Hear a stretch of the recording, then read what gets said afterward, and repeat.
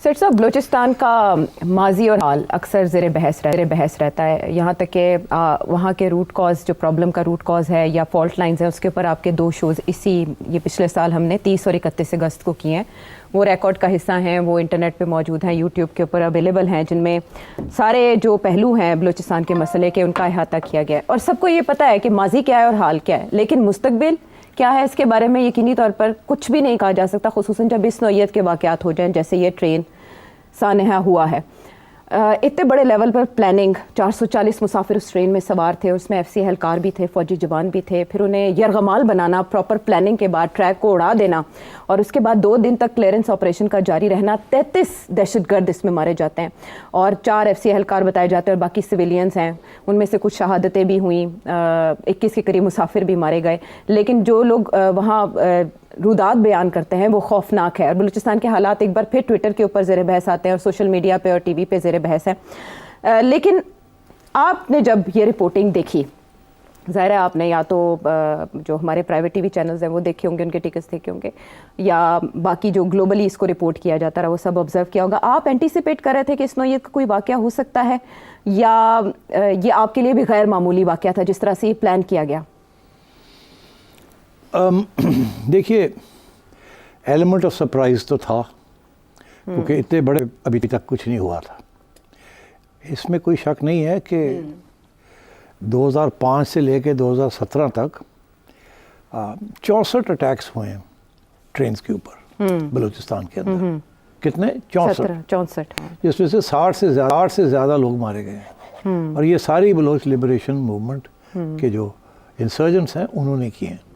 तो ये सरप्राइज तो नहीं था, ये तो हो रहा था जी।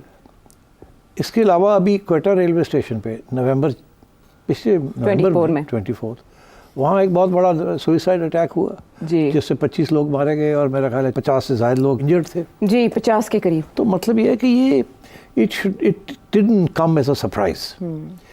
द शॉक इज़ के इतने बड़े पैमाने पे क्या वही जो पहले चल रहा था ठा उस किस्म की चीज़, मगर ये कि इतनी बड़े पैमाने के ऊपर आके उन्होंने अटैक किया है, इसकी ये शॉक पहुंचा थोड़ा सा। अच्छा, मगर शॉक पहुंचना नहीं चाहिए था। इससे पहले भी बहुत बड़े पैमाने पे अटैक्स हुए हैं, मच जेल के ऊपर हुए हैं और भी बड़े हुए, मैं आई कैन नेम देम, जहाँ 30-30, 25-25 इंसर्जेंट्स ने आके हमले किए हैं एंड सो ऑन। तो ये बट क्योंकि ये इतने उसके अंदर फौजी जवान थे जो अपनी फैमिलीज़ के साथ घर जा रहे थे, तो it became a big issue. और ट्रेन की हाईजैकिंग एक किस्म की, अटैक्स तो हमने देखे थे रेलवे स्टेशन के ऊपर, ट्रैक्स के ऊपर उड़ा देते थे, मगर एक ट्रेन को हाईजैक कर लेना ये पहली दफ़ा ऐसे हुआ। और हॉस्टेज बना लेना, और लोकेशन का इंतखाब देखें, ईजी नहीं था operation. So that is why इसमें ये लगता ऐसे था कि इट्स हाईली प्लान्ड। और ये प्लानिंग जो है, weapons planning, intelligence, travel, communication, all this, ये इस किस्म के गुरिल्ला मूवमेंट के पास ये फैसिलिटीज़ नहीं हैं। आप जब उनके लोगों को देखते हैं तो जिस किस्म के ड्रेसेस पहने हुए हैं, बूट्स पहने हुए हैं और हथियार लिए हुए हैं, दीज आर सप्लाइड। तो ऑब्वियसली फॉरेन इंटरवेंशन तो है, उसके बगैर इस किस्म की चीज़ हो नहीं सकती थी जी।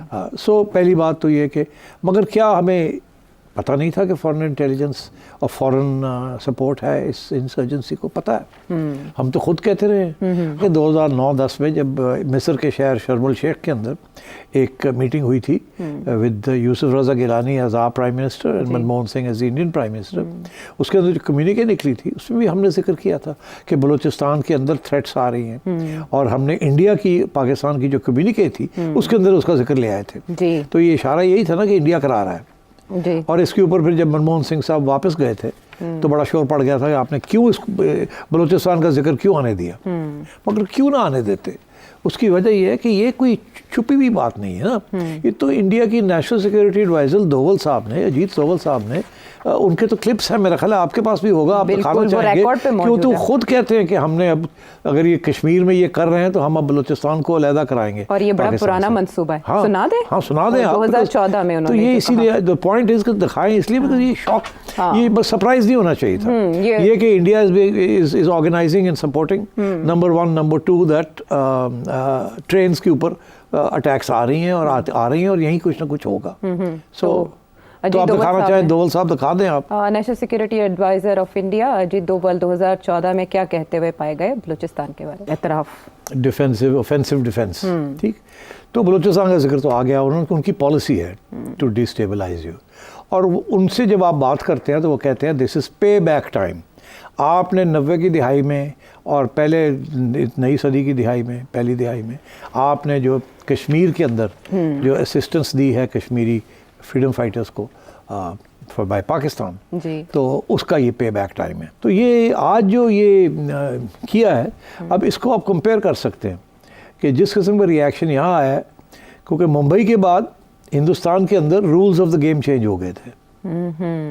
और आज हम सुन रहे हैं कि हम भी अब रूल्स ऑफ द गेम को चेंज करने जा रहे हैं। जी, DGISPR ने कहा कि इसके बाद rules of the game change हो गए। तो ये बाद में हम डिस्कस करेंगे कि रूल्स ऑफ द गेम हम कैसे चेंज करेंगे और क्या चेंज, आज इसका मतलब क्या है, आई विल एक्सप्लेन। मगर अभी तो सिर्फ ये है कि सवाल आपने पूछा कि did it come as a surprise to me? No. What was shocking was कि इतनी जल्दी ये हो गया है और इतने बड़े पैमाने पे उन्होंने किया है, and it was a suicide mission. अब देखिए, सुसाइड मिशंस जो हैं आम तौर पे इंसर्जेंट्स करते हैं who are religiously motivated. Secessionist जो होते हैं वहाँ सुसाइड मिशंस नहीं होती। सिर्फ एक तारीख में वाक़या है जहाँ या मूवमेंट है जहाँ सुसाइड मिशंस भी हुई, दैट वाज इन श्रीलंका, जहाँ जब उनके वहाँ एक सिविल वॉर चल रही थी और गेरिल्ला मूवमेंट चल रहा था तामिल्स का, तो उसमें भी suicide attempts were made. But आम तौर पे इस किस्म की सेपरेटिस्ट मूवमेंट्स के अंदर हिट एंड रन गेरिल्ला वॉरफेयर होती है, सुसाइड मिशंस इस किस्म की नहीं होती। बट ये होती है इस्लामिस्ट मूवमेंट्स के अंदर, जहाँ faith is very strong, religion is very strong.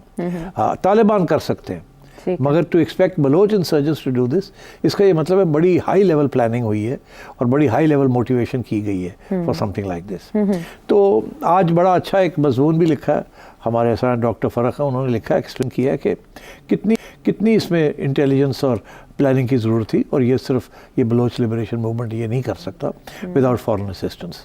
तो आई थिंक आगे जाके जब हम डिस्कस करेंगे, that's where the rules of the game have changed. So I think this is a watershed moment. इसके लिए पहले ये सारी जो अटैक्स जिसका मैंने जिक्र किया है जो होती रही हैं यहाँ, उसका वो असर नहीं पड़ा जिसका जितना इसका अब पड़ेगा, because it's a big thing. तो इसको असेस क्यों नहीं कर पाई, इस नौइयत के अटैक को प्रीएम्प्ट क्यों नहीं कर पाई हमारी एजेंसी? देखिए, मेरा ख्याल है कि जाहिर है कि देयर इज़ अ प्रॉब्लम। किसी ने सवाल पूछा राना सनाउल्लाह साहब ने से उनसे कि जी क्या जिम्मेदारी जो है ये बलूचिस्तान की जो सिविलियन हुकूमत है उसकी है या किसी और की है, तो सुना दें उन्होंने क्या हाँ, ये राना सनाउल्लाह साहब ने 11 मार्च को एक निजी टीवी को इंटरव्यू देते हुए, सवाल का जवाब देते हुए क्या कहा, जिम्मेदारी किसकी है? अच्छा सेठ साहब, कन्फ्यूजन तब पैदा हुई मेरे जहन में जब DGISPR ने इसके बरखिलाफ जवाब दिया, जब उनसे ये सवाल किया गया 12 मार्च को। DGISPR ने क्या कहा? जी हाँ, जाहिर है कि अब और वो क्या कहेंगे, अब मेरा ख्याल है इस पर क्या मैंने तबसरा करना। ये मिली जुली बात है। कुछ मिनिस्ट्रीज़ जो हैं वो डायरेक्टली कंट्रोल की जा रही है कहीं और से, और कुछ मिनिस्ट्रीज़ जो हैं वो प्राइम मिनिस्टर साहब कर रहे हैं। अभी तो ये तो अब मजाक ही बन गया ना कि interior ministry is not with the prime minister. और बलूचिस्तान की हुकूमत भी जो है वो प्राइम मिनिस्टर में उसमें बहुत कम रोल है उसमें, कोई वी ऑल नो दैट। यहाँ से इंटीरियर मिनिस्टर मुफ्ती साहब को उठा के ले गए, वहाँ जाके चीफ मिनिस्टर बना दिया, and so on and so on. Balochistan has always been for a long time the domain of the establishment और द मिलिट्री एस्टैब्लिशमेंट। और उसकी वजह ये है ना, because there is an Indian hand there, because there's an insurgency there. अगर insurgency ना हो तो then there's no problem. But the problem arises because there is an insurgency that is backed by foreign powers or based in a foreign country that is hostile to you. तो फिर जाहिर है आपकी national security establishment involve हो जाती है ना. So it's understandable. अच्छा, मगर जो problem यही आ रहा है कि क्या are they dealing with this insurgency the right way or not? And so I think that's what we have to look at. मैं देख रहा था कि 2014 में जो टाइमलाइन है ऑफ अटैक्स, ये मतलब है कि ये तो पिछले साल 2024 में जनवरी से शुरू हुआ है। जनवरी 30 को 3 कोऑर्डिनेटेड अटैक्स हुए जिसमें रॉकेट्स, सोफिस्टिकेटेड वेपन्स मार्च में हुए, जो कि सिर्फ 70 किलोमीटर है क्वेटा से, और जिसमें 15 रॉकेट्स फायर किए गए वगैरह वगैरह वगैरह। फिर मार्च 20 को 8 टेररिस्ट BLA से उन्होंने ग्वादर में अटैक किया। उसके बाद मार्च 26 को तुर्बत में अटैक किया, नेवल बेस है वहाँ अटैक किया, 6 टेररिस्ट मारे गए। अप्रैल 13 को 9 पैसेंजर्स पंजाब से आ रहे थे बस के अंदर, उनको उतार के मार दिया गया। मई 10 को 7 लेबरर्स को मार दिया गया। जून 23 को किडनैप कर लिए 14 लोगों को जरगूंद एरिया से हरनई के अंदर। तो ये पूरी लिस्ट है। जून 27 को 50 मिलिटेंट्स ने फ्रंटियर को चेक पोस्ट को अटैक किया, 50। तो ये तो 33 थे, 50 पहुंच गए थे वहाँ। तो अगस्त 13 को डिप्टी कमिश्नर पंगलूर को मार दिया उसकी गाड़ी के ऊपर जो क्वेटा कराची नेशनल हाईवे पे थी। और अगस्त 26 को सबसे ज़्यादा लोग 50 लोग मारे गए डिफरेंट प्रोविंस के डिफरेंट हिस्सों में, अटैक्स बाय BLA। फिर अक्टूबर 2 चाइनीज़ को मार दिया गया, और चाइनीज़ कॉन्वॉय था कराची एयरपोर्ट के करीब वहाँ। फिर अक्टूबर 30 को एक कंस्ट्रक्शन साइट थी डैम पंजूर में मकरान के अंदर, वहाँ।